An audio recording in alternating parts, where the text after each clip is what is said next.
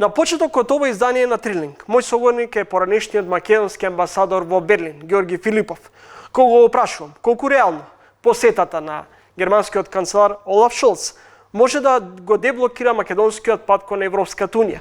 Посетата се одвива во многу различни услови, немаше толков голем изразен надпревар меѓу заинтересираните така наречени водачки сили во светот за Западен Балкан. Гледавме што се случуваше со најавената посета на рускиот министар за надворешни на земјите во Западен Балкан. Така што сметам дека интензитетот на заинтересираноста е многу различен од тогаш, иако тогаш беше Меркел со една нормална политичка активност да се одвиваат приближувањата на Северна Македонија и Албанија кон Европска унија. Сега е заинтересираната многу зголемена, можеби дуплирана, па и триплирана, што значи дека е можно и ова посета да даде поголеми резултати. Гледаме дека во самата Бугарија меѓународната политика, односно надворешната политика ја водат повеќе личности, а ни една од нив ги нема сите ингеренции, самостојно да донесува одлука, кога не може премиерот, не може министерката за надворешни работи, не може председателот, едните инсистираат во парламентот да одлучи, а председателот дури спомна и народот да одлучи, односно референдум, тоа што значи дека постои огромна поделеност и ќе биде навистина голем успех доколку се успее ова пријателско убедување кон Бугарија да донесе резултати.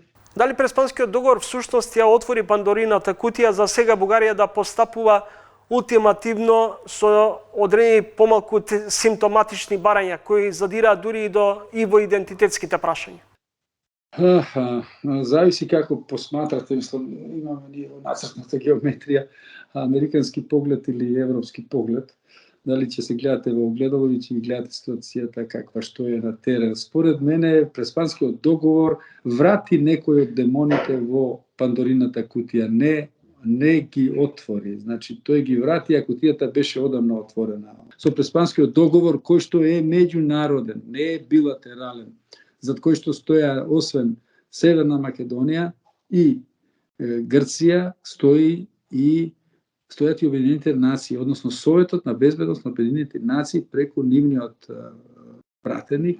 Тој договор значи реши многу прашања, зацврсти идентитетот, односно признавањето на идентитетот. Ние немаме проблем со идентитетот, дека сме македонци и со тоа се зацврсти, да речам, идентитетската позиција на македонскиот народ во Северна Македонија. За другите народи немаше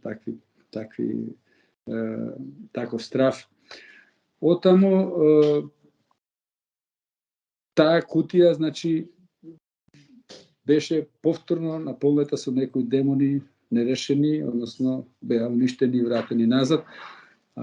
Тоа што се појавија други демони не се причини, туку тие си биле скриени очигледно.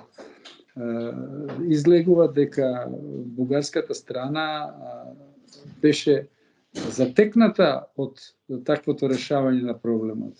Дека таа не претпоставуваше дека тој проблем ќе биде решен на таков начин и мислеше дека тој спор меѓу Грција и Македонија ќе трае вечно и дека таа нема потреба пред меѓународната јавност да каже дека е против зачленувањето на Северна Македонија во Европска унија. Сега се наоѓа дел од политичарите засегнати со тоа и некои сништа се повторно разбудени, некои ноќни мори на некои од политичарите, не велам на сите, што е нормално за секоја земја, меѓутоа кога тие политичари ќе бидат на власт, тогаш е ненормално за соседите. Така што една меѓународна асистенција на решавање на овој проблем меѓу два братски народа не би била на одмет, би помогнала само и би го забаригатирала она што Бугарија го бара, гаранција од меѓународната јавност, значи гаранција од Европска унија дека некои прашања ќе бидат решени по нејзино. Ама таа гаранција се бара само од Европската унија и како ултиматум на Бугарија, без да се сослушаат аргументите на спротивната страна. Доколку постои меѓународна асистенција, значи таа ќе ги има во предвид и аргументите на Северна Македонија. Надежта умира последна. Значи, јас сум оптимист дека може да донесе.